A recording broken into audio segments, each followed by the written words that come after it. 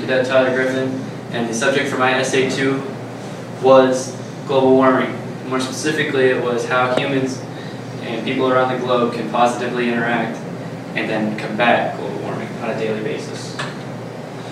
Over the course of this brief, we're going to cover greenhouse gases, basically what they are, where they come from, and what they do. We're going to talk about the consequences and effects of global warming, and we're going to use these to explain what could happen if we don't change and what we need to prevent.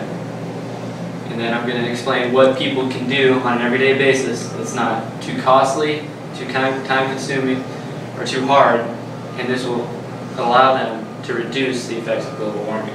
And then I will wrap it up. To start off, we're going to talk about the fight. The fight is basically global warming, and in order to fight this, you have to know what it is. And global warming's largest contributor comes from greenhouse gases. These gases are carbon dioxide, methane, nitrous oxide, and CFCs. These gases come together and they thicken the atmosphere. This traps excess ultraviolet rays in the atmosphere, and this just reflects back down to the earth again and heats it up slowly over the course of time. As you can see, these gases come from construction, cars, industry, electricity, you name it. Almost a lot of the processes that we have today do contribute to global warming, and it can be reduced. But if we do not reduce these, the consequences are pretty dire in the long run. If we do not change our current course, we are looking at flooding our coastal cities. Coral reefs will be disappearing due to the temperatures of the water being too warm. Glaciers will continue to disappear and could wipe out completely. Greenland is already seeing a large rise in the amount of glaciers that are falling off, melting, or going into the ocean. This raises our ocean levels, and like I said earlier, this will end up flooding our major coastal cities, such as Boston, New York, Miami, and others.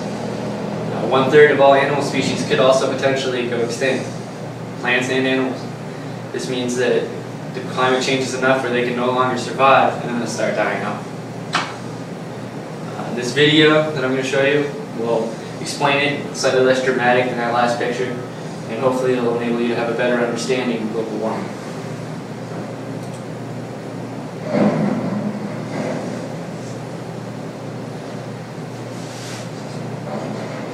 What causes global warming?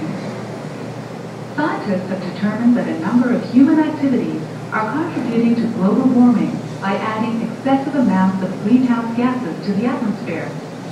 Greenhouse gases such as carbon dioxide accumulate in the